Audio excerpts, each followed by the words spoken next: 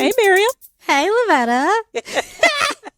Welcome to Notorious Women Podcast, a comedy podcast about some of history's most notorious women. That's right. How you doing, my love? I'm so good. I'm so excited. Me too. Me too. Shall we get started this week? Yeah. Do you want to go first? Do you want to go first? Okay. I could go first. Okay, you go first. I have someone that I have to say I've never heard of before, and I'm a little horrified that I've never heard of her. Actually, my friend, let me interject. I just want to tell all of our listeners, because this is our very first episode of Notorious Women Podcast. So basically the structure of this show is that each week me and Miriam meet up and she tells me about a notorious woman that came across her mind. And then I tell her one. Now, we don't know. Nope. What each one of us is going to say. Yep. So...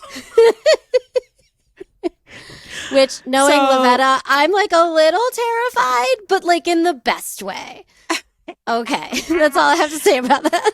They'll know what you're talking about. Oh, I love I love a murderess. She loves the devil. I'm just saying, okay? Mm-hmm. I love a woman who likes to chop up a man in pieces and spread his body parts all over the world. That's my kind of girl. Just saying. It soothes your soul in a way that's a little bit unsettling, but I also have a lot of respect for her. So, I mean, what are you going to do? No, I will say I do have some empathy for one of my favorite shows is Snapped. I mean, come on. I know this about you. But some of those women, I'm like, these bitches are wrong because this poor dude did not deserve this. Sometimes I am like that, but usually I'm like, yeah, girl, chop him up. That's what I'm talking about. Yeah, in general, she's like, chop, chop, chop, chop, chop, chop. Anyway, I'm sorry, darling. Just horrified by all the blood, I mean, but this is why poisoning helps. So you don't have to get blood all over your clothes. I'm just, just saying. So I just want to be clear. You've thought this through. I'm just not at all. Okay. Not at all. Okay.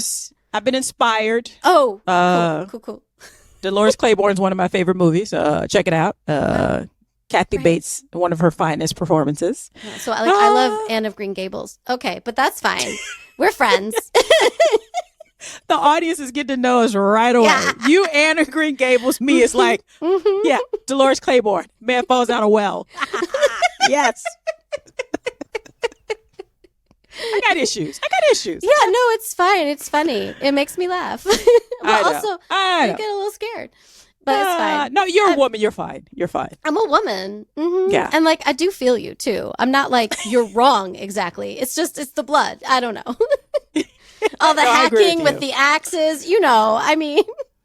That takes a lot of energy, but but anyway, darling, who do you have this week? It's why we work out. Okay. Exactly.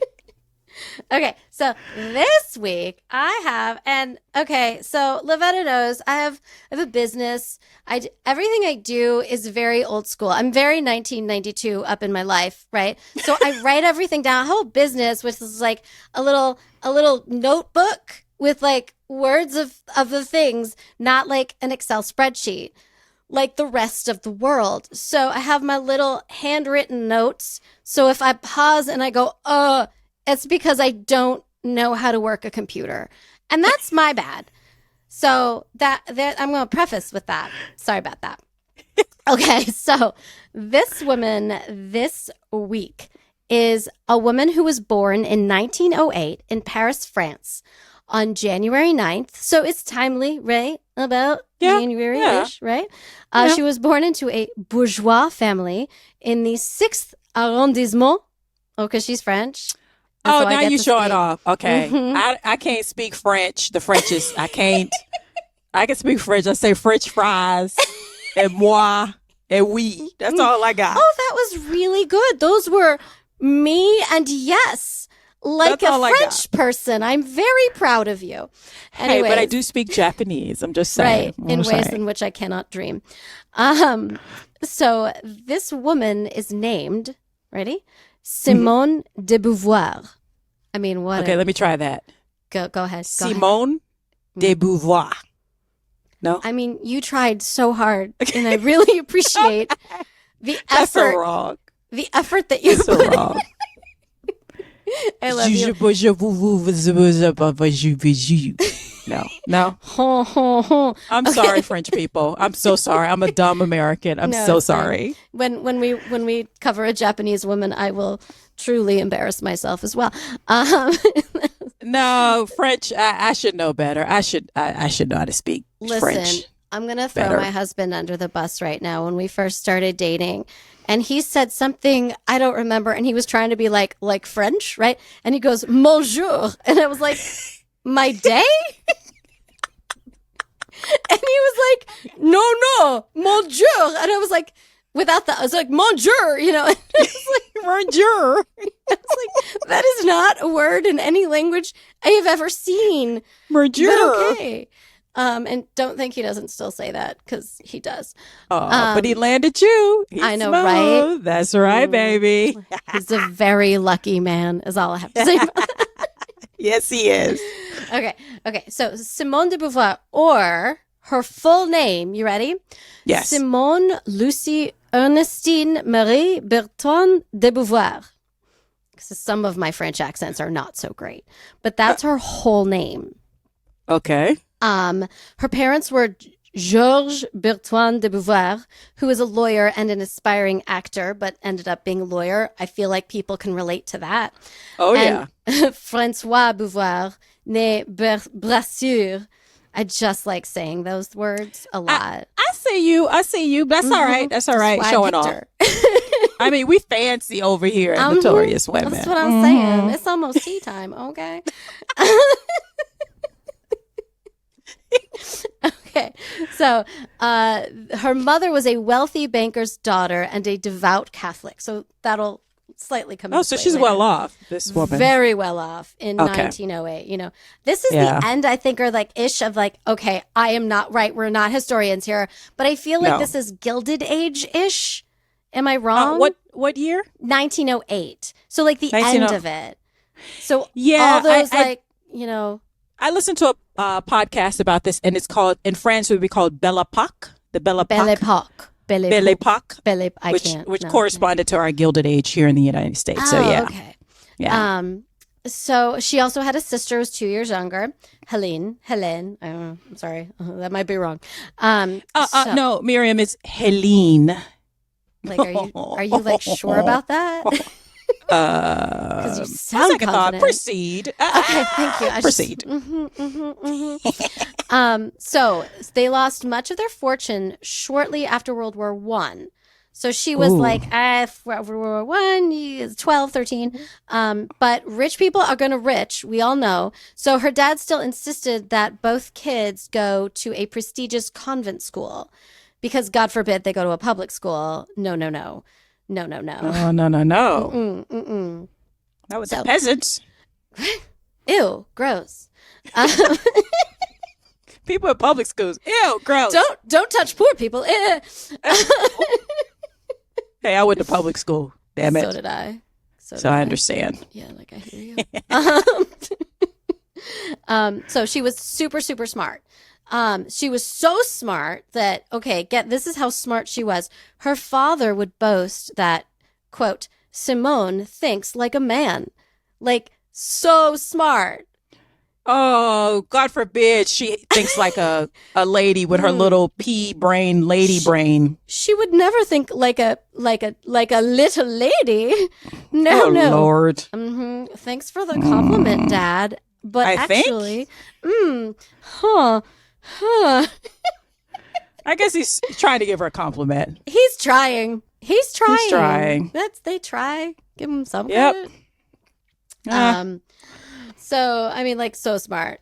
Whew. Okay. So, unfortunately, she could no longer rely on her dowry. Mwah, mwah. Oh, that's fucked up, though. She's in a bad way, actually. For real. So, so because her marriage opportunities were like at risk, she knew she had to get a job herself. So she studied really hard.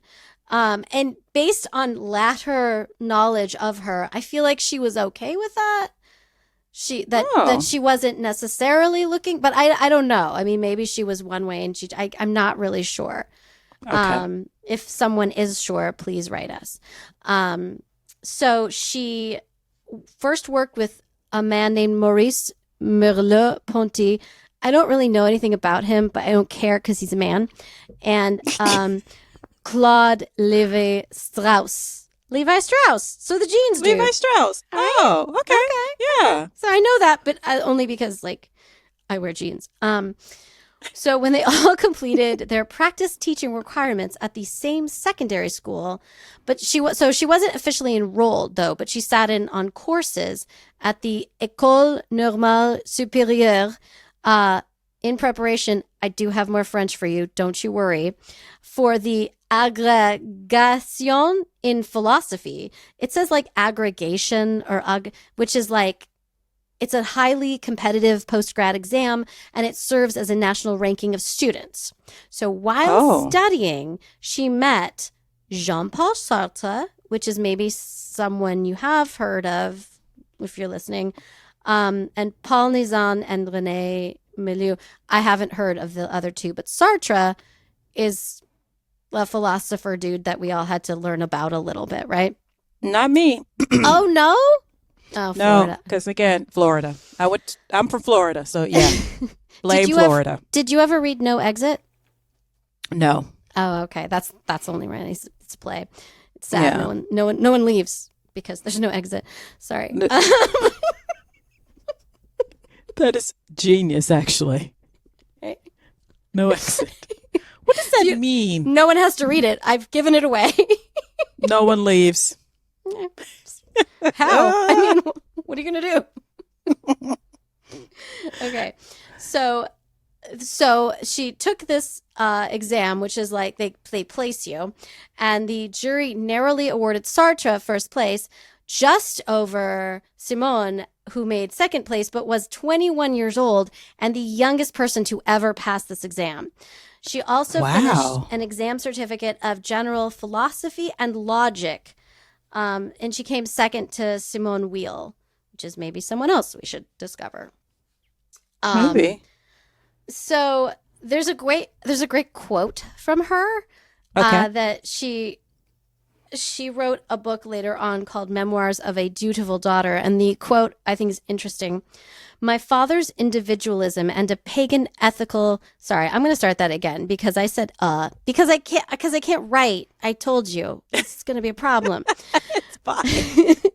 My father's individualism and pagan ethical standards were in complete contrast to the rigidly moral conventionalism of my mother's teaching. This disequilibrium, which made my life a kind of endless disputation, is the main reason why I became an intellectual. I mean, same, right? Like you too, obviously. Yeah, That's I understood all of that. Yeah, it makes sense. So what I'm guessing from this is that mom was super Catholic and rigid and strict, and dad was like, "Nah, go get an education and think for yourself." And she was like, "I wonder what I should do," and she's juggling those two ideas. Oh yeah, we can all relate to that. Yeah, right, kind of. Right? Yeah. So she needed more schooling. This woman got so much schooling. She got a post-secondary education after completing high school at Lycée Fénelon. She passed baccalaureate exams in math and philosophy in 1925, then went to study math at Institut Catholique de Paris, and I just love that, and literature languages at the Institut Saint-Marie, and then studied philosophy at the Sorbonne, and then, after completing her degree in 1928, wrote I'm exhausted already, her Diplômé d'études supérieures spécialisées, so that I think is an MA thesis. Oh my word. So I just got one BA. In to be clear. in 1920s? Wow. Yeah, as a woman this always makes me think of that's why equality is so important just across the board, because it really opens up the possibility for all of us to really tap into our strengths, right? Right. Think about all the women who were equally brilliant. Yes. Who were just get married, told get married, have a baby. So we've missed out on all of their brilliance.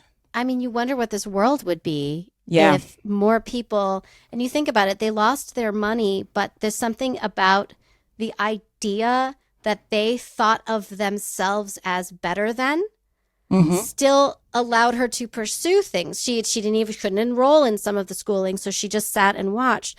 Well, what if we gave that feeling, that ideology, to everyone? Exactly. Everyone is deserving of pursuing what they want. And we all might have to take a different path, maybe, but we all deserve it, Yeah. Not and just I would the formerly imagine, rich, Because even though they're formerly rich, they're not in the poorhouse. And so I would imagine she could afford to go to school and didn't have to work as a servant or, a shop girl. Exactly. Because, So she, even with the, they lost her money, she still had an enormous level of privilege. Yeah. But she used it to good use. And she used it to good use. Yeah. Yeah. Good for her. Mostly. We'll get there. Mostly. Okay. So her political philosophy studies influenced her focus on societal concerns. So, yeah. So, okay. So when she was a kid, she was actually very religious. Like, her mother very much influenced her. And she considered even becoming a nun. But then at 14, which I was thinking, like, when I was 14, I think 14 is around the age where you're like, okay, like, I hear what you all have been saying to me, but, like, I don't know. Like, I'm not sure. Yeah. And you try to, like, figure it out. So she went from wanting to be a nun to being atheist. That's a big deal for it's a pretty solid leap. Like a French upper class woman who's raised Catholic and go from Catholic to atheist that's a big leap. Yeah. Wow. Yeah. At 14 too. It's not, Yeah. That was young. Wow. And this is an interesting quote. I'll quote it. Faith allows an evasion of those difficulties which the atheist confronts honestly. And to crown all, the believer derives a sense of great superiority from this very cowardice itself. Oof. That's like rough. And that's a burn. Now, do you like wonder if she was like mad at her mom? You know what I'm saying? It could be. I mean, she's a teenager. Because if you're raised with someone who's religiously, like, what's the word I'm looking for? Like, strict, you see the downside of that kind of, you don't, because in its purest form, religion and spirituality is about acceptance, love, Yeah, nurturing and all that stuff. Yeah, but usually people who are very super religious and strict, they somehow forget that part. Yeah, and especially like if she's a teenager and she's trying to do more and explore more of herself, and there's this doctrine that's like telling her, nope, Yeah. But that's a pretty solid jump. Also, her writing is not uneloquent. I'm going to say that. Yeah, like a zealot. That's what I was thinking of. Like, we've all experienced like religious zealots who are, they kind of turn you off because you're like, do they remember the core foundation for this religion that says to love fellow men and do good in the world? I think that's a big issue in this world right now. Yeah. I do. Yeah. It's not, it's probably been a big issue the whole time. Exactly. Yeah. So the good ones have to show up, and they do. Yeah. I'm friends with them. Yeah.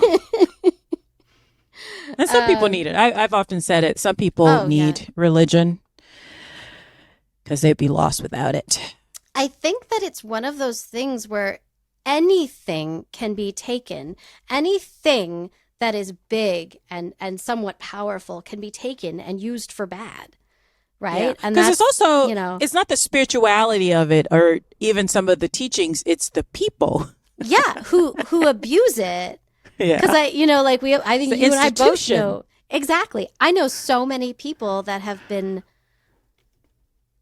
it has been a mattress for them, like to land on in a way that saved them. And that's a beautiful thing. I would never negate that. But then, then it's important to be responsible for how you use that. Yeah, exactly. Exactly. We could go more into that all day, but let's go on with her life. So 1929 through 1943, she taught at the lycée level until she could support herself solely on her writing, because she clearly is destined to be a writer. So she met Sartre, right, during her college years, and this is what Wikipedia said. He was intrigued by her determination as an educator and thus intended to make their relationship romantic. What? Is that what happened? Or was she hot? Oh, God. I mean... Yeah. Calm down, Sartre. Yeah. I'm assuming he's older than her, too. Yeah. And... Yeah. Oh, yeah. We'll get there, girl. Okay. Oh. Well, gets interesting. So they ended up together in 1929. So at first she was like, no, because that's not hot. I love your determination to be a good teacher. Shall we walk along the Champs-Élysées with you on my arm? No, we should not. But then I think he calmed down and she was like, okay, you cute. That's fine. And then he asked her to marry him on a provisional basis. What? So her father, according to Wikipedia, confronted them about the relationship. Now, I am confused because if there was no dowry, then what was he looking for exactly? Well, it's also the father's looking out for her honor too. Yeah. Because that's really what fathers are really good at. He seemed very much like on her side and loved her and was very protective of her and wanted her to be educated. And basically like, who this fool? Hey, come on over. What are your intentions? I have 2 children and I will be a terrible adult. I will. I would be like, tell me everything. As you should. You should always slightly fear me. Okay, it's fine. Not a lot. I agree. But like a little. Yeah. I agree. Feels right. Should always fear. Mm-hmm. Yeah, right. Yep. So Sartre said, let's sign a 2-year lease, like in our relationship. Which, okay. Like, will you date me for 2 years, my darling? Well, you know what though? At first that sounds weird, but now I'm like, no, I like him. He's just like, I have 2 years to impress you. Yeah. Instead of wasting my time stringing her along, 2 years. I had a friend years ago say 2 years is a good marker if you're dating a guy. If he hasn't proposed in 2 years, then you need to walk away. Yes. I've known so many relationships like at the 2-year mark. I mean, honestly, Sal didn't propose till 4 years, but that's fine. That's fine. Were you guys living together before then, though? Oh, yeah. And also, like, there was a moment, I think at the 2-year mark, we hadn't ever gone on a vacation together because we were actors in New York and we were poor and we were in shows and very busy and important, obviously. And, because we're famous now, it worked. And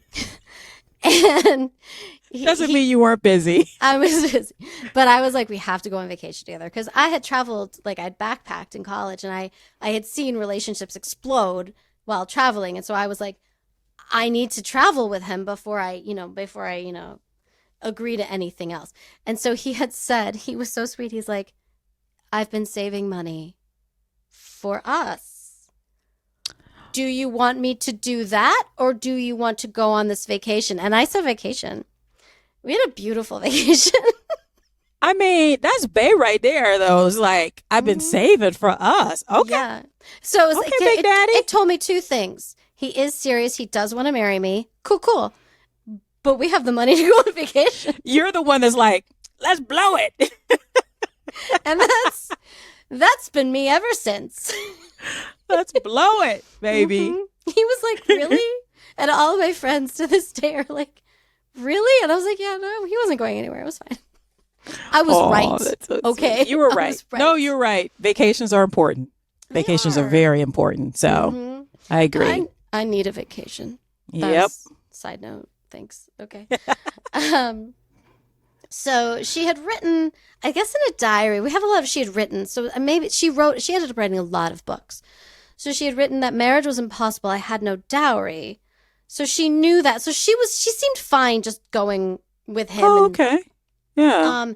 Because what they did was they entered into a soul partnership, which was sexual but not exclusive, nor did it involve living together.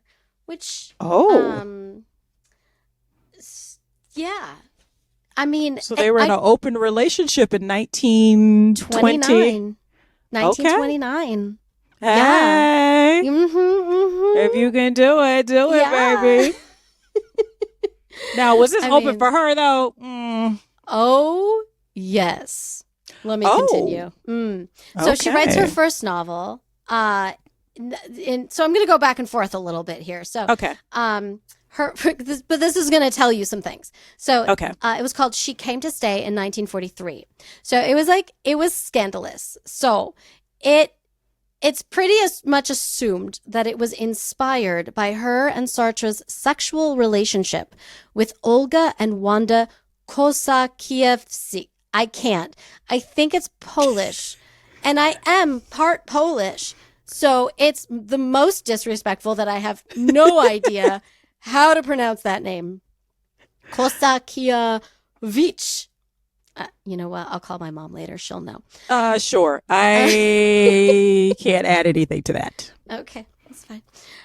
So Olga was one of her students in the Rouen Secondary School, where she taught in the early 1930s. Simone liked her, and Sartre tried to pursue a relationship with her, but she rejected him. So he started up a relationship with her sister, Wanda. So he actually kept supporting Wanda to his death. Wait a minute. I'm sorry. I'm confused. Mm-hmm. Okay. So Simone taught Olga. Yeah. And taught while she was teaching Olga or afterwards? While she was teaching Olga. Uh-huh. Sartre tried to pursue a relationship with her. She rejected him, but Simone liked her too. So this is what I'm getting. And y'all, we have to read the book. It's called She Came to Stay. But I think he also had something with Wanda because he supported Wanda for the rest of her life. Now, Olga, he supported for years because until she got married. So did Sartre and Olga and Simone, but you don't know. That's what I'm getting. That's what I'm getting. Hey, nice work if you can get it. You know who Olga married was a man named Jacques Laurent Bost, which was one of Simone's lovers. So this is very incestuous. Okay. These people getting it in. Okay. So the novel apparently is mostly philosophical, but I mean, with sex. A lot of sex. S-E-X. I think it's probably porn. I mean, that sounds good. I'm not mad at that. Listen, I do not shame, kink shame. If you can get it with consenting adults, get it. Okay? Yep. I have one requirement: consenting adults. That's it. That's it. I'm jealous. These people getting it in, man. It's been a desert over here for years. It's been a pandemic. Yeah. I mean, they are French. Okay. I mean, I think this is what all those French rumors were about French in the 80s, which that's why they're happier than us. But it might have been just right, and the croissants are delicious. I mean, listen, they got good food and lots of sex. I mean, come on, what's there not to love? What are we doing in this country? I don't know. Why are we even here? I don't know, girl. Oof. Depressing. Okay, so it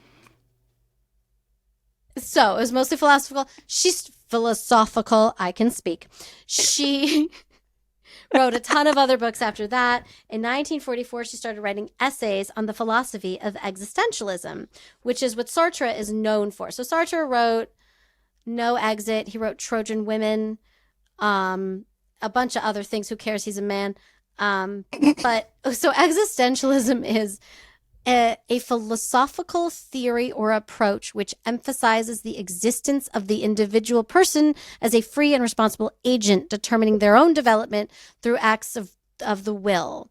So when you look this up, because like I looked it up in the dictionary, like Beauvoir and Sartre, they're both under like existentialism, Simone de Beauvoir, Jean-Paul Sartre. Oh, okay. So they basically developed this philosophy that, you know, I mean, have you ever read The Stranger by Camus? A long time ago. That's existentialism. Wow. Yeah. Okay. Wow, this is what lots of sex would do for you. Your brain. So much sex. I mean, open it up. Yeah. That's what I'm talking about. Yeah. I'm just very particular about my body. That's me. Like, that's just me. I get grossed out easily by people. Yeah, Most I'm just people like, are what are you disgusting. doing? The pandemic's been hard on a sister. Yeah, I'm like, ew. Yeah. Yeah. It's okay. We're opening up a little. I mean, because like a threesome with Idris Elba and Michael B. Jordan sounds great. Right. It sounds amazing. I mean, but then I think about it and I'm like, I don't know. A lot of smells going on. I can't. I mean, they could shower first, right? Yeah, I'm still. Yeah. I know. I mean, you wouldn't say no. You wouldn't walk out of the room. No, I would definitely try it. Yeah, I would be mad. I'd be like, get back in there now. I mean, not really, because Idris is married. I don't get with married men. No, but a single Idris. I'm just saying. No, we know the version. Yes. That would exist for this to, play out in your future. But apparently it opens your mind, man. Like, I mean, right? Use your brain power. Yeah. Okay. So the name of her first philosophical essay is Pyrrhus et Cineas. I don't really know anything more about that. You can look it up. So and only so much time, right? So the end of World War II, they both edited Les Temps Modernes, which was a political journal that Sartre founded with someone else, but she used this journal to promote her own work and explore her own ideas on a smaller scale before the larger essays and books that she wrote. So the biggest thing she's known for is the book The Second Sex, which was funny because I hadn't really heard of her. I knew of existentialism, but The Second Sex I'd heard of, but I'd only heard of it, right? And it is her most famous book. And what she does is she turns the existentialist mantra into a feminist one. And there was a famous phrase she wrote, "One is not born, but becomes a woman." And she first articulated what has come to be known as the sex-gender distinction. What? So the sex-gender distinction is like this, what did I write? This distinction between the biological sex and the social and historical construction of gender and its stereotypes, which is kind of, there's a lot of like non-binary and trans and like all these things. And because gender is a construct. It doesn't mean like we're socialized. Men are socialized a certain way. It's like, all of the wig wearing and the perfume and the kitten heels came from men peacocking around. Yes. Like all of that. And male peacocks are more beautiful than female peacocks. Yes. And they need to be entertained. Mm-hmm. There's that. Yes. That's so interesting. Wow. This was in the 1940s. Wow. That's what I'm fascinated by, because I find myself in all these conversations because I have kids and, kids are trying things and exploring things. And, and I'm like, this is real. This has been around. And then I'm reading about her and I'm like, she wrote about it.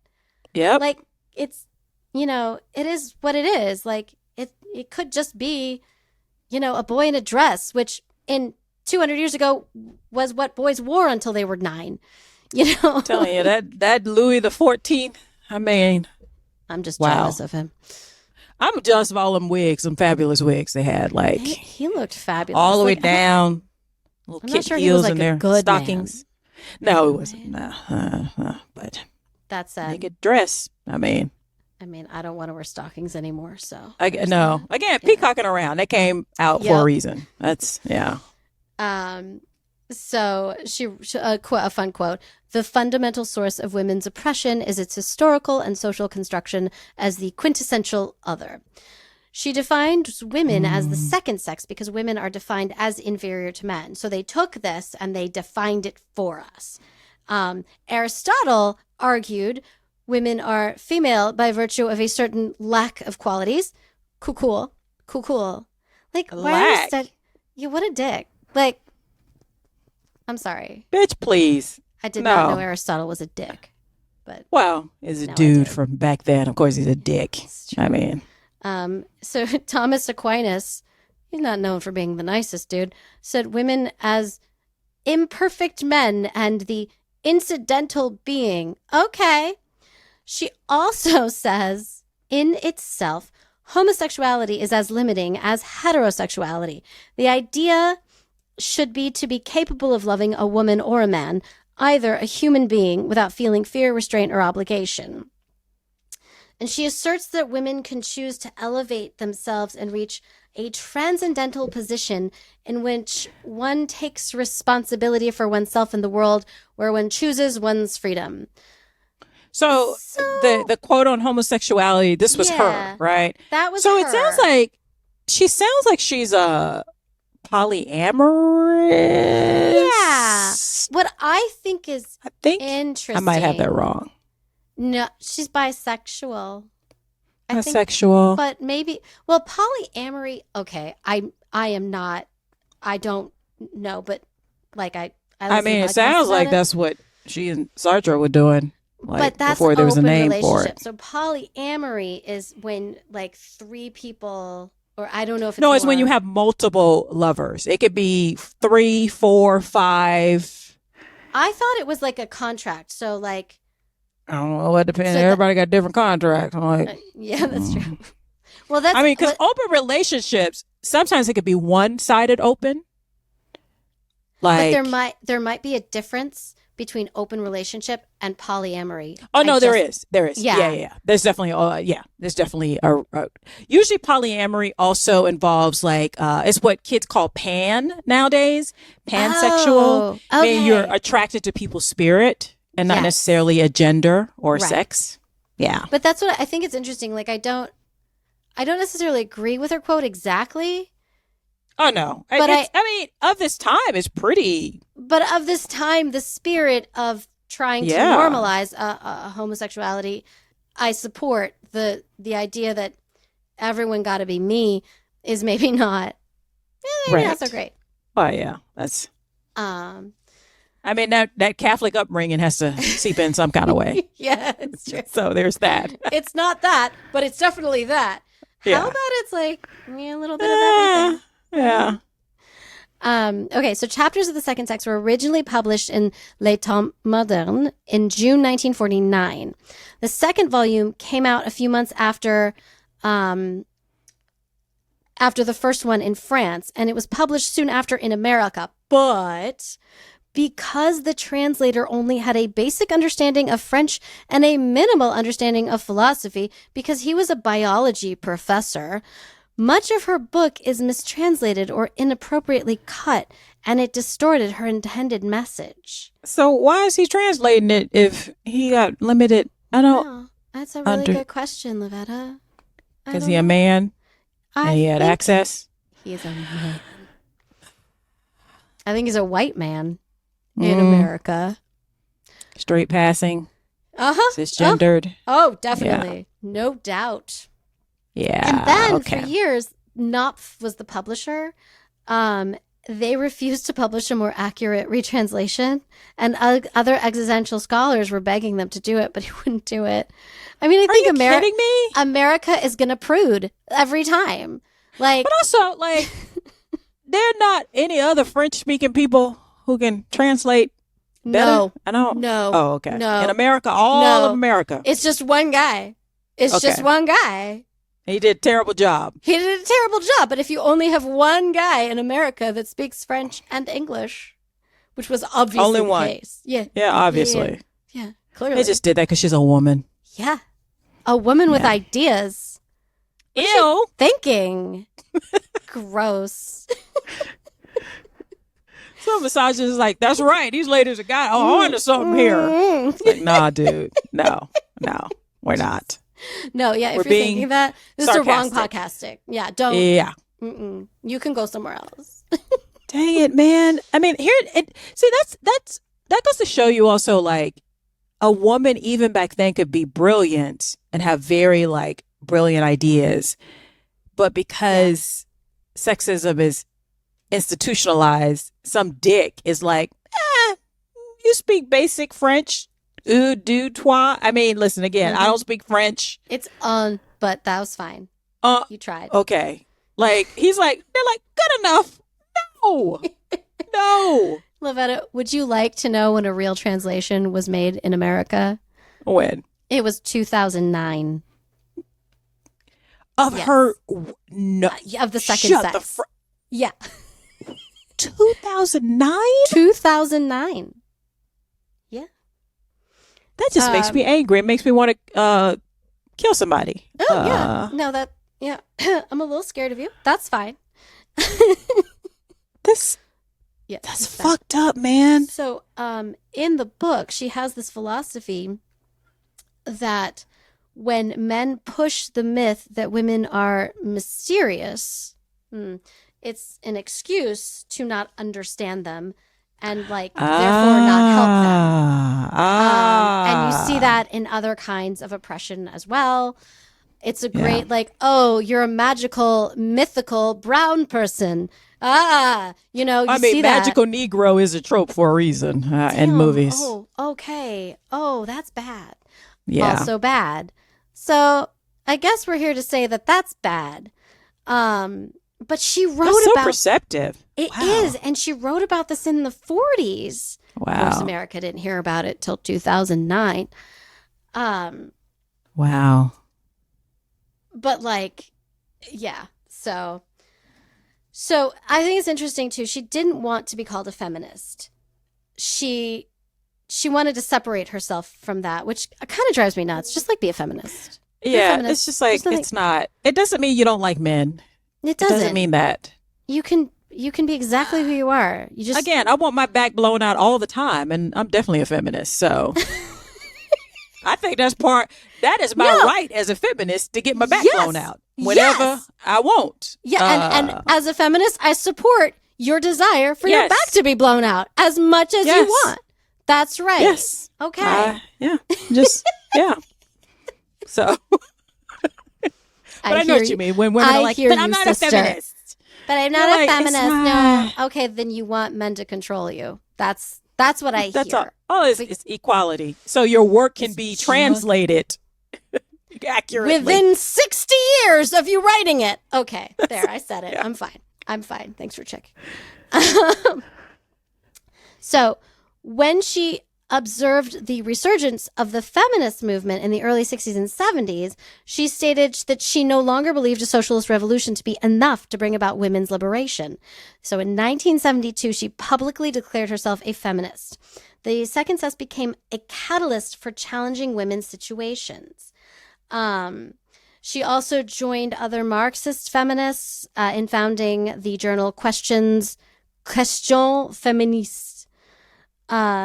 She had always defined herself more as an author, so she wasn't defining herself as an activist, or an existentialist.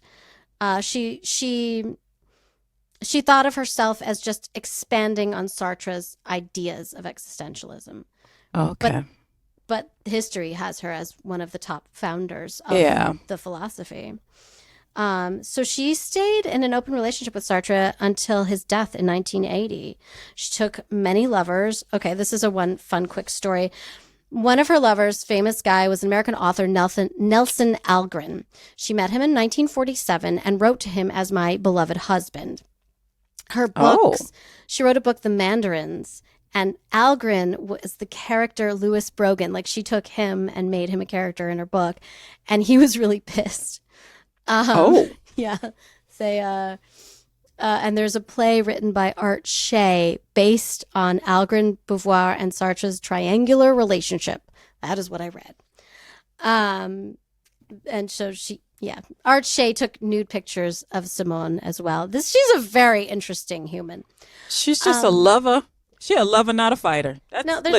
there's some complications that arise. So, we know she was bisexual, which is fine. It's great. But she was also had attractions to women who were under the age of 18. And she was a teacher in a school. French author Bianca Lamblin wrote in her book Memoirs d'une jeune fille dérangée, A Disgraceful Affair, that when she was a student at Lycée Molière, she was sexually exploited by Simone, who was in her 30s. Damn, girl. Damn, Gina. And in 1943, she was suspended from her teaching position when she was accused of seducing her 17-year-old lycée pupil Nathalie Sorokin. I said that badly. I apologize. She's R. Kelly of women, French women. So she did so much that was like really good, and then she's exploiting young women. Yeah. And she's exploiting young women at a time where a woman's reputation is still everything, right? So I applaud her for being sexually open and things like that, but to have that kind of effect on women, not only younger women, but women that you are in charge of teaching. You are the one in control. So you're a predator. You're a predator. I mean, let's call a thing a thing.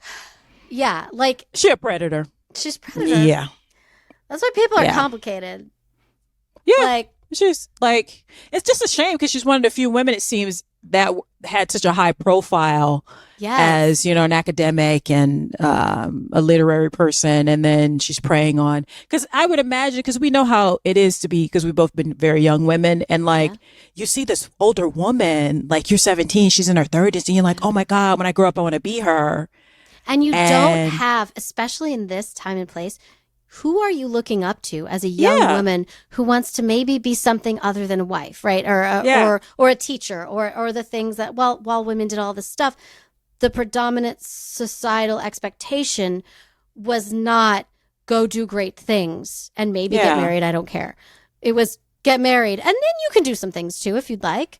So to have this person who is successfully doing that. And then to be taken advantage of. And then to be preyed on like you would expect a dude. So. Yeah. Oh, so Simone. In her... Okay. Ugh. So her parents, Natalie's parents, laid formal charges against Simone for debauching a minor, even though age consent in France was 15. But they did 15? Revoke her... Yeah, crazy. I hear you. I think it's better now, but yeah. I mean, that's so telling though that even though the age was 15, that still her parents were like, no, because how old was she? 17. Yeah. It because of the power. There was also a power different, a power play going on, but so she also slightly same problematic situation. In 1977, she signed a petition to completely remove the age of consent in France. Like what? Why would you do that? So Miriam, you tricked me. I thought this was going to be like a female philosopher. She's notorious because she was doing academic stuff at a time when women weren't doing it. No, this bitch just a pederast. She a predator. So in my brain, she is notorious on the good side, and she is notorious on the bad side in all one fell swoop. I mean, so she Ghislaine Maxwell. Okay, all right, I get it. I mean, yeah, I can't you want to try to find the bright side of life a little. No, it ain't no bright side of this. She trying to get. So not only was she doing this, but then she actually 15. It's too old. No, that was it's one thing of I was reading it right, and I'm like, okay, well, if the age consent was 15, in her head she's 17, and she's not aware enough. But for someone who is so aware and ahead of her time, and aware of the class system and the gender, for her to not be aware of the power that she has over her students. I don't believe you. She's like, them 12-year-olds looking real good that's to what me I'm right saying. about You now. wanna... Ew. What are you doing? Bitch, go home. A 15-year-old. Ew. Ew. Literal child. I joke with people all the time, like the difference between like actual 15 and like on TV a 15-year-old. Oh yeah, that's different. Because it's like 15-year-olds are children. Have you met like an actual 15-year-old? Right? Oh no. They're very children-y. Oh, this bitch is problematic as fuck. Mm-hmm. You tricked me, Miriam. I did. Trick me. Very mean, right? That's a good one. It's a good one, yeah, right? Because she's a bad one. You see what I did there. She's a bad one, yeah. And then, she wrote popular travel diaries about time spent in the States and China. She did become active in the 70s she signed a manifesto of 343 in 1971 that included a list of famous women who claimed to have had an abortion. And then it became legal in 1974. Just total side fun fact, it is still legal to have an abortion in France. Okay. We don't have to go down a road. I'm just gonna casually mention that it is still legal. Because they've come a long way. Yeah. Cool. Whew. Okay. Lavetta and I both have a look of like, we could talk for another 5 hours. Oh yeah. We are angry. This is the first episode. We gotta, Yeah, no. We'll rain. You'll hear more. We're gonna get there. Oh yeah. Oh yeah. She also said that no woman should be authorized to stay at home and raise her children because if they were, then every woman would choose to do so. She's problematic. I know. Oh God. She sounds like one of those women who are like, I just want, like, true equality is for women to behave like men. True equality is for women to be me. And then everyone does what I do. And then we could all just justify all of my actions by everyone being me. Oh my God. This bitch, you gotta hide your 12-year-olds, your 13-year-olds, your 9-year-olds. Like, no. Hide your kids. Hide your kids. Yes. In the basement. Lock the door. She's a teacher. Oh. Yeah, it's disgusting. Yeah.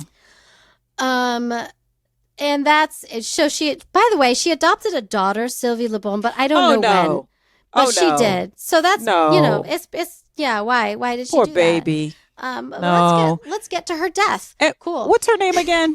Simone de Beauvoir. And what were your sources? I forgot to ask you at the top. Wikipedia and Wikipedia. Wikipedia has a lot.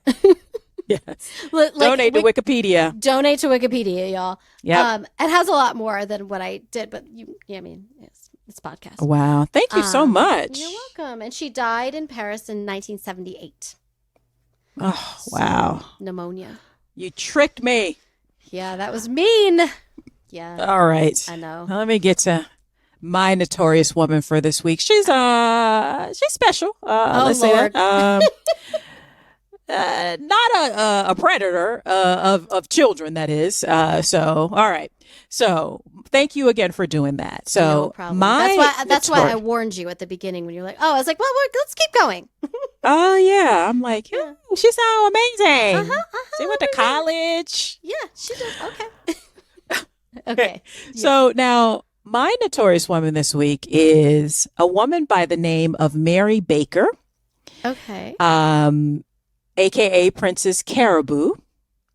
Now, my sources for this were Wikipedia, the Criminal Podcast, I highly recommend, and the UK website by the name of The History Press. Oh, I know that website. Yeah, they're really good. So now, born on November 11th, 1792. Oh, she can be good. Okay. Yeah, to a poor family in Ritheridge, Devonshire, England. Oh. Now, Mary's father was a cobbler and most likely a part-time farmer as well, but they were very poor. That feels very 1700s England. Yes. Yeah, exactly. Right. Now, growing up in this like small village, she was known to be like very willful and athletic at a time which wasn't very ladylike at the time, but she's a cobbler's daughter, a farmer's daughter. So, she's probably out doing more manual labor, that kind of thing, but it was still unusual. She wasn't like very ladylike and dainty, which Which was me. You know. Yeah, me too. Exactly. Yeah. Again, she would have been considered a tomboy had she been born in the modern era. So now this caused a lot of conflict at home, her willfulness. And so as soon as she was of age, she left and went to London, where she worked as a servant. She worked numerous jobs in numerous households. And she wasn't very good at being a servant because, again, very willful. Yeah. And being a servant is very hard work, and it fucking sucks. Especially especially in like 1810, right? A lot of hard work. In those days, being a servant was like you wake up at 5, you stoke the fire. Yeah. Yep. You like beat the laundry. I don't know. Let's not pretend I know. It's a lot of hard work. But it sounds really bad. And it was endless work all day long. Yeah. But she was not a good servant by all accounts. And she even got fired once for setting a bed on fire. Like on purpose? I couldn't figure out if it was on purpose or like if she was just like, fuck this, or wasn't paying attention and like some of the coals. Like everyone had like candles everywhere. You know, you could just like whoosh. You know, but all the research made it seem like she set it on fire on purpose because they said set on fire and not like mistakenly set on fire, which I feel like they would. You keep sharing, and I'm gonna make a judgment call because I have a feeling she did it on purpose. It probably sounds like it. Now. So she wasn't considered a good servant, but one thing everyone remembered about her is that she was good with children in particular, and she would tell them like these wild, imaginative stories, like these sort of like just about faraway, exotic places, and just she was very imaginative. Now, after being fired from one of her last jobs, she was just like, this sucks. I'm gonna do me. So she started wandering around, and she even tried but see, this is a lot more complicated because back then, if you didn't have a job, they could like throw you in jail or in the workhouse. Yes. Like, so that's why you had to have a job. So yes, I know that. Exactly. Because Dickens, thank you. So to get around this, she tried to check herself into this place called the Magdalen House, where it's basically a reformatory place for sex workers who are trying to change their lives. Okay. But once it was discovered that she had never been a sex worker, she was kicked out. Oh, come on. They're like, bitch, you were a servant. But it's like, basically, it's kind of like she was taking advantage of people who were even beneath servants. Like she was taking advantage of women who were forced onto the street, presumably to make a living, to eat. In general, those women, if they could get a job being a servant, they would have taken it. Yeah. Right. They probably were preparing to become servants. Yes. So she got kicked out of that. And then, she didn't have anywhere to go. So she's like, I'm not going back to being a servant. So she kind of fell in with the wrong crowd, a bunch of bandits. She started wandering around the countryside. So Mary, being a very imaginative and smart girl, she has no money, no prospects. So what do you do to avoid the workhouse? I don't know. What you do? What? You scam your ass off. That's what, bitches. Mm-hmm. Now, according to some accounts of what I'm about to lay out, Mary got the idea for a con after watching a group of French lace makers from Normandy who had started a business outside of Bristol, England, where she kind of lived around this area. Okay. She noticed that their exotic way of dressing and their accents attracted a lot of attention, and she's like, oh, maybe there's something there, right? So they're from Normandy? They're from Normandy. And so they would wear these like exotic headdresses and this is a time where people didn't travel. Most people in most countries didn't travel outside of their country. Right. Unless they had a lot of money, right? Or they were sailors, particularly not women from poor backgrounds who were made their living in the world as servants. So she's just like, So she's trying to come up with some idea, like, how can I work this angle? What is this going on? Now, one thing in her many, many jobs as a servant, I don't know if it was that many, but many jobs as a servant, she picked up one skill. She's picked up a lot of skills, actually. One was basic reading skills. So she taught herself how to read. Okay. and then That's another impressive. it's very impressive. Yeah. Another was how to imitate high society. Okay. So something clicked when she saw these awesome. French people from Normandy, and she was like, huh. She got the idea maybe she would take on a persona, an affectation of some sort. I mean, Now, so far, I'm not mad at her.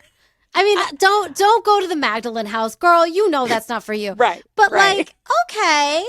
Like I've Right. done it. Like I lived in New York City and sometimes I had to like be the people that were there and so I could just like fit in and just like move it along. Smooth out. So far it's just a little bit of like the Count of Monte Cristo, pretend to be Oh somebody you're not. Okay. yes, No harm, darling. no foul. It's right? me. Your great Putting on niece. airs. You don't remember me? I mean, it's in the modern world, we'd be like, she fit right in, right? So, Yeah. but then she's like, what kind of persona am I going to take, right? Because she's never traveled outside of England. Oh, right. So she wasn't sure. So she couldn't pretend to be French because there was too many people, unlike in America, apparently in the 1940s. There was only one in the 40s. Yeah, in England, there were a lot of people who could speak French. So she couldn't really do that. So to avoid being busted, she just put on something of an air of foreignness, quote unquote. Okay. Where she was from some exotic land. And, by all accounts, she didn't really plan it out well. She just kind of like decided that she would try it. So she tried one thing and it started to work. And then she just kind of improvised her way through. So this is like the OG catfishing. Like OG catfishing. Yes. Like she's kind of the inventor of catfishing. I love it. Yep. Awesome. So Mary decides to do this, right? So on April 3rd, 1817, she shows up in a village called Almondsbury, about 8 miles from Bristol. 8 miles along, because, a long way if you walk and but it's not that far away. No, it'll take you like literal 3 minutes in a car. Yeah. So she puts on a modest black dress with a headscarf that's black and red. And she starts going around to different cottages in Almondsbury, speaking in basically gibberish or pig Latin, like a language that no one can understand. Yeah. I just invented She a had language too.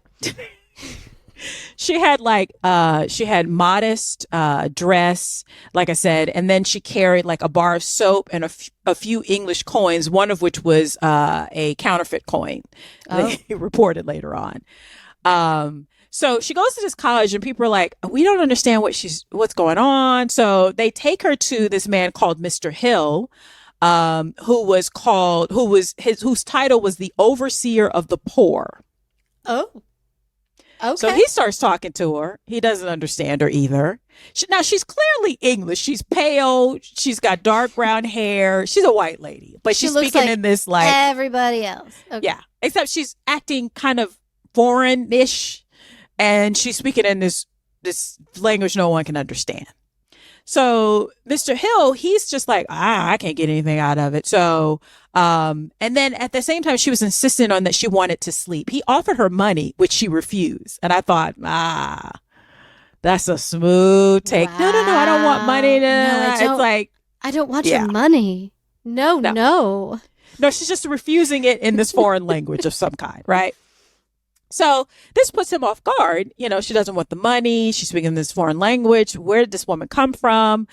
And so everyone started to notice that her hands, because that's how they can kind of tell your station in life, right? Back then. Okay. She had smooth hands. Oh. So they surmised that she couldn't be a servant because her hands were so smooth. No, she's just lazy. Go on. So they then took her to the local magistrate's home by a man by the name of Samuel Worrall, Worrall, who was also, in addition to being the local magistrate, was a wealthy landowner. Oh.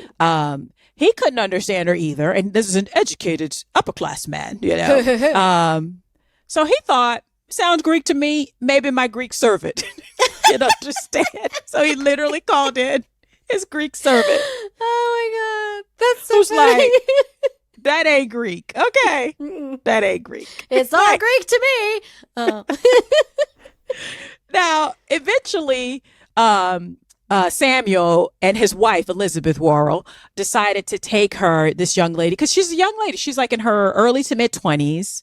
Okay. And, they're decent enough people. So they decide to get her a room at the local village inn called The Bowl, where she continued the ruse of like, because she's like, yeah, this is working. This is working.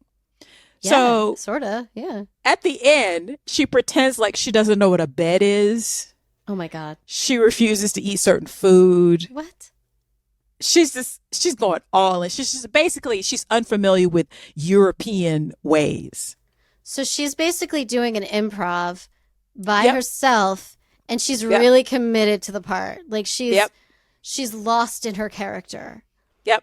She's taking advantage of their benevolence, but also their confusion, right? Because they're like, she looks like a white lady, but she's speaking in this foreign language.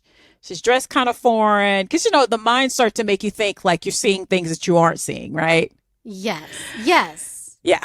You're so like, actually, maybe she's Spanish. I don't, right. Yeah. So she starts to play into it. And then at one point in the lobby of the inn, they have an illustration of a pineapple. So she gets very excited and she starts gesturing in this gibberish. And she says, but she does say nana, which is Indonesian for pineapple. Oh, does she know this? This woman, Mary's actually, even though she comes from a poor background, she is extremely clever. Okay. And, she's extremely clever. And she obviously, again, this is what we were talking about with your lady. Like, if people have access to opportunities, it's amazing what they could achieve in life. Yes. Right? Yes. She obviously has a brilliant mind when I tell you more of this story, but like she, because of her circumstances, and it's England in 12. In 18, you're screwed. You yeah. You have to live within your station. So, so people are like, oh, maybe the pineapple is from her home country, and pineapples are very exotic to people from England. That's a very exotic thing. So they're like, oh, she must be from far away. So, the ruse is working like a charm. So all the villagers are getting excited. They're coming to take a look at her, see if they can figure out where she's from. After a while, Mrs. Worrell Elizabeth comes back to visit her in the inn. And because no one's getting closer to figuring out who she is, she's like, well, why don't you go back to my estate? And it's called Knoll House. Okay. But in the meantime, and now Elizabeth was an American married to an Englishman. Okay. And Elizabeth, being an American, because Americans are straightforward, we don't give a fuck, right? Yep. Even in 1817, it's like, she was like, I suspect, because again, Mary's like pretending like she doesn't understand English. So at one point, Elizabeth is like, now, I'm a little suspicious. I suspect you may be fooling me. And she's like, this to her? She says this to her. Okay. She's like, now, young lady, if this is a hoax that you're perpetrating because of your circumstances or out of distress, I understand. Just come clean now. I'll give you money and clothes and put you on your way and won't tell anyone of this deception. She's very like, so level kind with of me. her. That's very kind of her. Yeah. Mary's like, I'm going to see what's going to happen. So I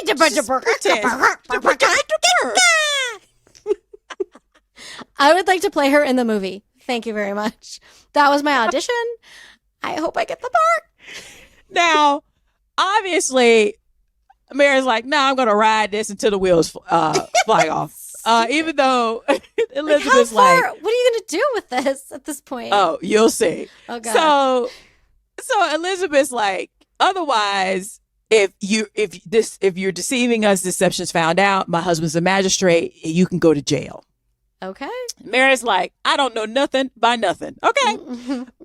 So she continues to ruse. They even actually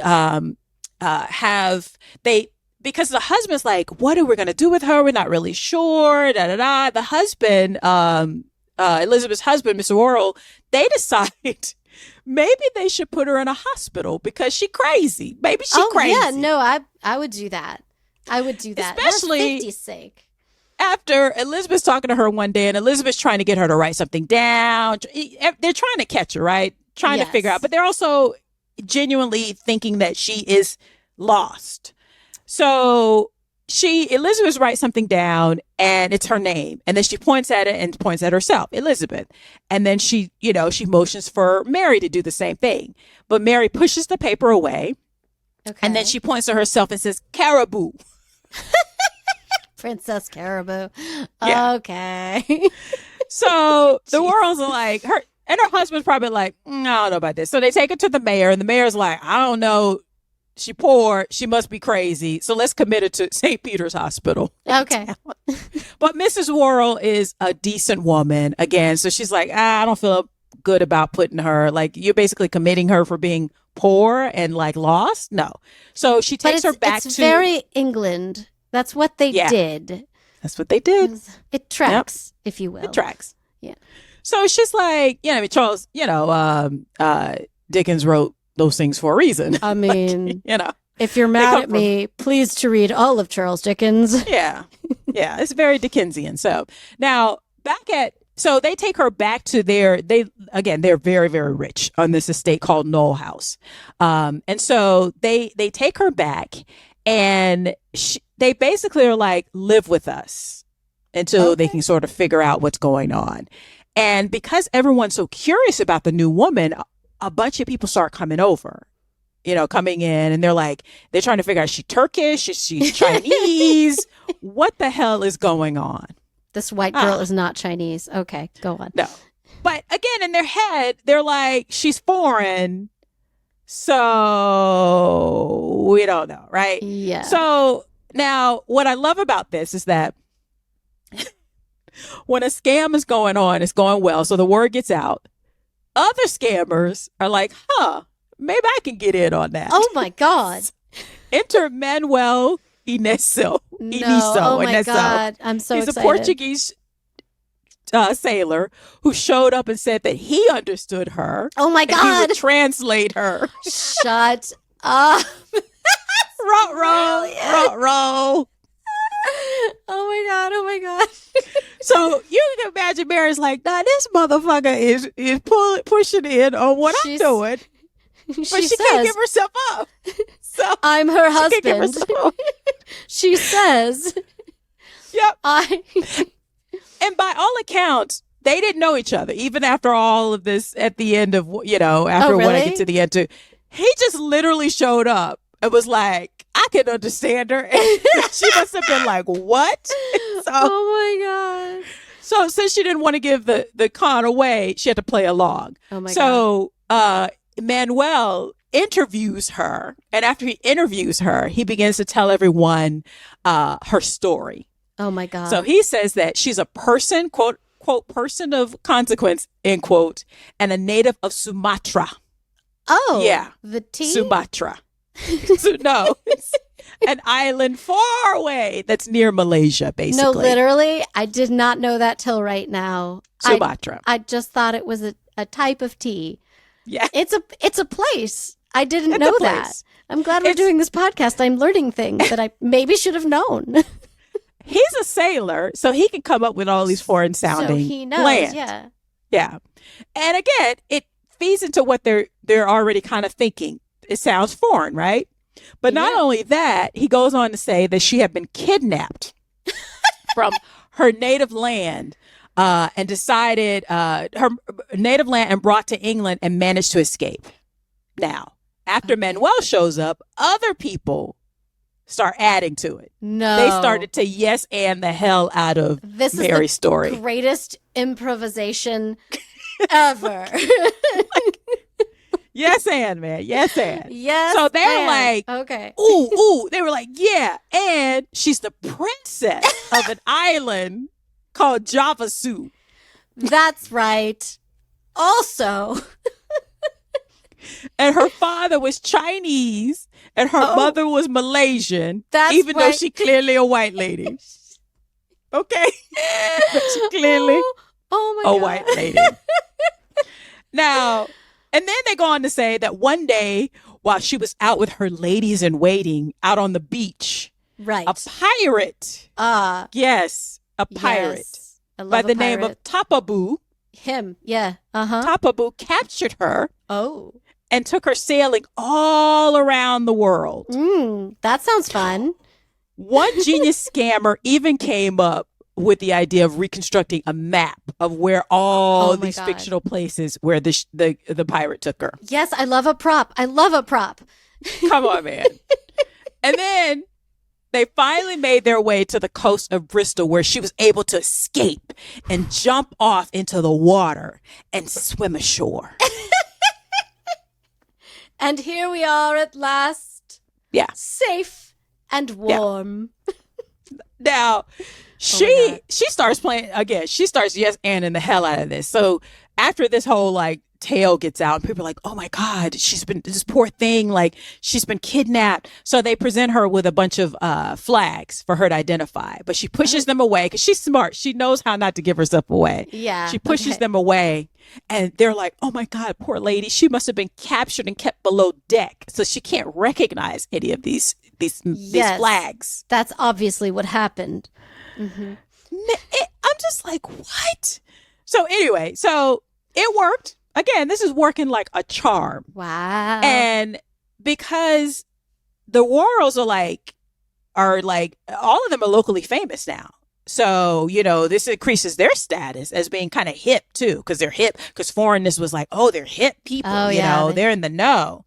And what's remarkable about this, she's living on this grand estate, which is only about 80 miles from where she grew up. Oh my God. Yep. Oh my God. But 80 miles in those days is like 3 days. Yeah. But still. Like 3 days. But still, it is that close. Now, it was working like a charm. But because, again, she didn't really plan ahead. So she was just kind of going along, and she started doing so she didn't really plan ahead. So eventually she's going to get busted. I mean, right? At some point. Yeah. I think. Okay. She's going to get busted. Yeah. Now, they even, Elizabeth, Mrs. Worrell, even put on lavish parties and a dinner party in her honor, a ball in her honor, and they started referring to her as Princess Caraboo. Okay. Yeah. I would like you to refer to me as Princess Caraboo as well. Thank you. I'm obviously half Chinese, half Malaysian. Okay. Now, the problem with something that's so grand of a ruse is that eventually people are going to hear about it, even back then. But she went all in. Let me tell you some of the stuff she was doing. So every time she would see a body of water, she would get out and jump into it because she would hear, obviously she understands what everyone's saying about her, and then she would just act it out. At one point, she made a curry out of a pigeon. Ew. What? She had a mock duel with Mr. Worrell. She slept on the floor and she prayed on the roof. Okay. She was doing everything she could to make these people think she was a foreign lady from a foreign land. Even though she was people pale. pray on the roof. Yeah. Exactly. Every time somebody would offer an opinion, she would just sort of like go along with it, right? So like in addition to like praying on the roof and wielding a sword and all this stuff and carrying a dagger with her. Oh my God. She designed exotic clothes. She wore peacock feathers and sandals without stockings, which was crazy. Right? Scandalous, yes. Scandalous. So much so that Elizabeth commissioned a portrait of her that's very famous that shows her wearing the outfit that she designed with peacock feathers and these sandals. Oh my God. I need to see that picture. She even began to write stories in her own language. Stop.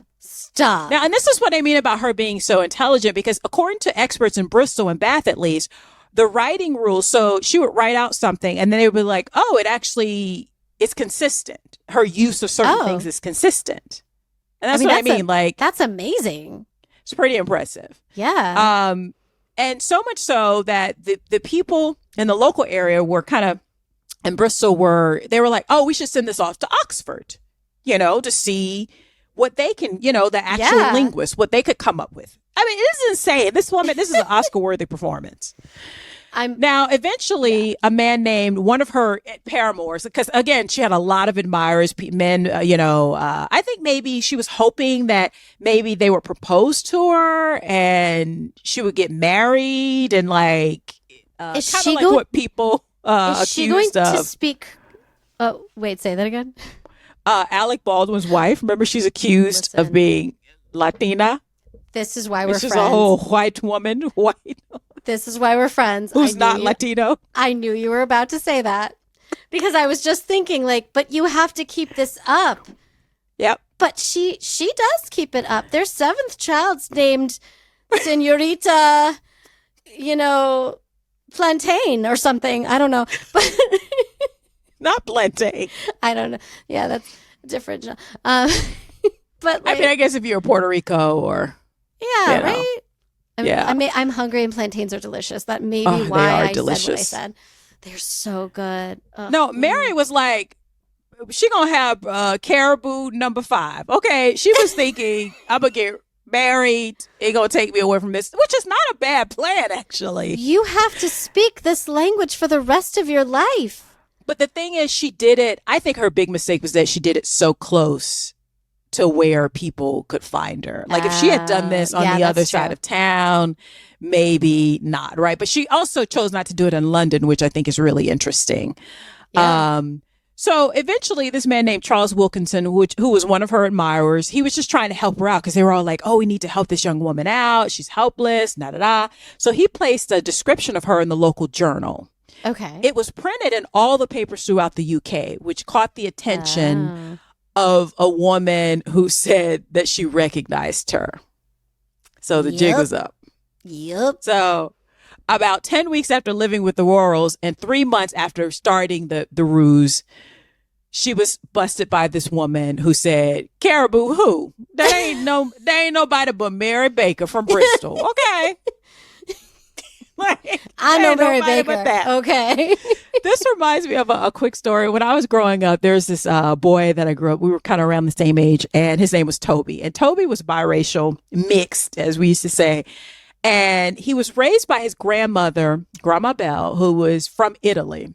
Ooh. At least that's what they said. And he and all his cousins lived with their grandmother, and they all were mixed. So all of them had white mothers and black fathers. Oh, wow. And they were living with their grandmother. That's a Grandma Belle. Okay. Yeah. And now with biracial black and white mix, various shades, various hair textures. Sometimes they just look like a black person is light skinned. Sometimes they don't even look light skinned. They just look like a black person who's both their parents are black. It's just, you just never know what you're going to get, right? Because you never know people's background, racial or ethnic background. But Toby was going around telling all these girls that he was Puerto Rican. All right. Okay. Was there like... We're at school one day. I was like, that Negro ain't Puerto Rican. His mama white, his daddy black. Okay. I busted him. Did you really? He got so mad at me. He's like, what you telling me? They were like, he Puerto Rican. He just don't speak Spanish. I was like, his mama white, his daddy black. Okay. No, what was his end game for being Puerto Rican? Like, just to be like a little exotic? Like exotic. Because now, I think now people know mixed, even though, again, biracial mixed kids have been around forever, especially since the start of America. But it was like, I think it was more identifiable, and the girls he was hitting on were also Puerto Rican. Okay. Oh, and you just like messed with him. Oh, poor Toby. Yeah, I messed up his whole, and it sounded, because Puerto Rican sound like, oh my God, he sound exotic. He sound real sexy. And I'm just no, Toby, he's Puerto Rican. No. I was like, no. And I was like, I'm going to tell Grandma Belle. She going to beat you up. She's like, because Grandma Belle didn't play that. She's like, don't be ashamed of who you are. Like, yeah, no, I don't blame her. I don't. Mm-hmm. But the girls were like, he just don't speak Spanish. I was like, no. That's not that's what this woman reminded me of. She was like, there ain't nothing but Mary with a faking an accent. That Mary Baker. It used to be her former landlady. So, okay. I was going to say, who is it? Okay. So the jig was up. Now, surprisingly, Elizabeth Royal was not that upset. Of course, everybody was disappointed. Around this time, the letter came back for Oxford, and they were like, this is not a real language. No. It's not real. Because they're Oxford, and they know. I mean, talk about gaslighting a community. Like... That's crazy. It's insane. And then Elizabeth was actually a very kind woman, I think, because instead of putting her in jail, she paid for her passage on to America on a ship. That's a nicer person than me. I think, you know what I think it was? I think Elizabeth, being an American, was like, you know what? America's all about individualism, right? Finding, reinventing yourself. You know, maybe she just took pity on it because she's a young woman and she's poor. Yeah. And, you know, so she's like, this is your opportunity because you're going to have to get the hell out of England. Like, you have to get the hell out of here. So. And also because they were close, she might have had some real moments with her after the fact, after the ruse was up, where, you know, she said, like, I just want more from life and I didn't know how to get it. And I'm sorry. Like, who knows, right? Where she gained her empathy. But this is amazing. Yeah. It's amazing. I mean, so also she was really rich, so she can afford that passage. She didn't but a lot of rich people are like, the gallows, you know? So I just think that was like, it's really kind of interesting that was the take that she, the take that she came out of all of this being deceived, you know? But obviously she must have felt like Mary was very desperate to pull this kind of thing. And then she did fool everybody for a long time. I mean, I don't know. I'm very, like, I don't know if it's a good thing, but I'm very impressed. I'm very impressed. Me too. I am too. I did a lot of improv in New York back in the day, and I was not that good, honestly. Like, this is really hard. Yep. Yeah. Like, scenes last like 3 minutes, and I'd be like, oh, I got to come up with something. But this woman lasted 3 months. 3 months. Yeah. Yeah. Mm. So now, she gets on the ship, and while she's on the ship, the story makes its way to America, and they start covering in the papers about this hoax. Ah, okay. So she arrives in Philadelphia, and as Mary Baker, as herself, but what she didn't expect was a bunch of Americans went down to the port, and they were like, we want to see the princess. Oh my God. Princess Caraboo. Only in America. That is very American. Yes. They're like, we know she's not a princess, but we want to see the princess. That's how they referred to her. Do it. So eventually she left Philly and went to New York City. And she actually stayed in the States for 7 years. Oh, really? Yeah. Now, there's not a lot of research on what she did for that 7 years. One source says that she was offered work as a seamstress, but that didn't seem to last. I mean, after being a princess and living as a guest with rich people, working for yourself is not so appealing anymore. I mean, I'm like, join vaudeville. Go on the road. I know. That's a great point. Yeah. If we were friends back then, I'd be like, girl, let's go. That's a great point. Now, eventually, though, because she didn't like America, she said that America just didn't compare to England. So eventually she made her way back to Bristol in 1824. Okay. And she set up a business for herself selling leeches to the Bristol Hospital. Oh my God, that's so gross. So basically because that's what they use a lot in medicine. She basically became a contractor. Supplies. Yeah. Yeah. And she made a living for herself. It wasn't a wealthy living, but she was a businesswoman. It was her own business. Yeah. She got married. Really? She had a daughter by the name of Miriam, and she died in 1864 at the age of 75. And then her daughter took over the business. For more leeching.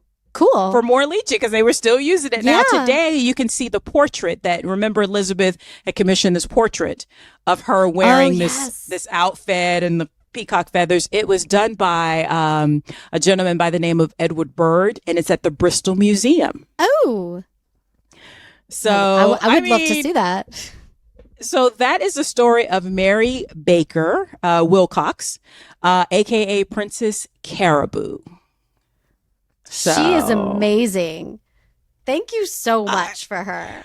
One of the original, con artists. I mean, get it, girl. And what I love about it kind of is that, and I have a feeling the fact that she's a woman very much allowed her to get away with it a little.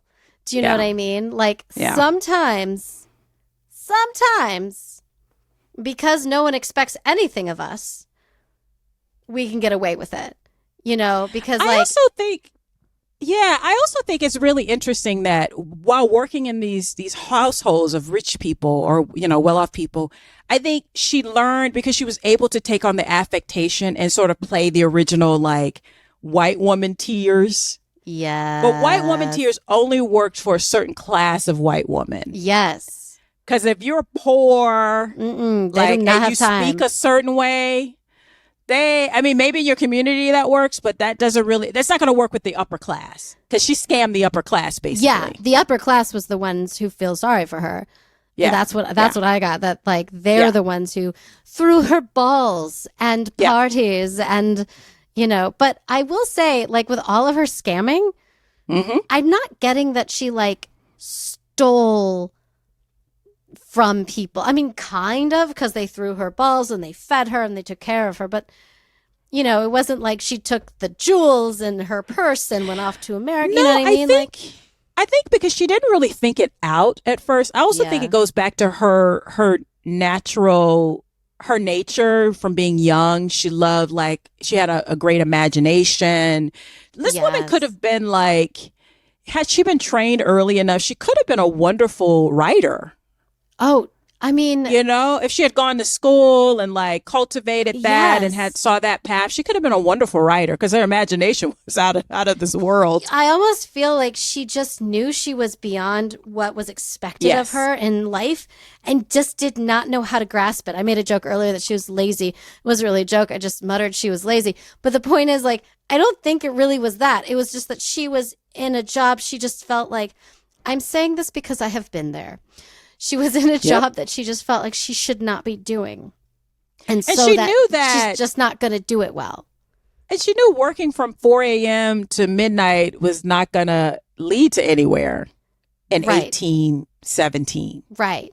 And she was smart enough to kind of get that and aware enough in herself to know that that's just not who she is and how she does. And I give her credit. Yeah. I mean, I would want to be, I mean, she's still a scammer, but no, she's still I agree a with scammer, you. She didn't steal like jewels. And I mean, maybe perhaps who's to say that if it had lasted for maybe 6 months, maybe eventually she would have absconded. But she doesn't sound like, I use the term scammer just lightly though, because she doesn't sound like a con artist in the sense that she goes from town to town to town scamming people and getting money and then leaving in the middle of the night. You know, the Music Man.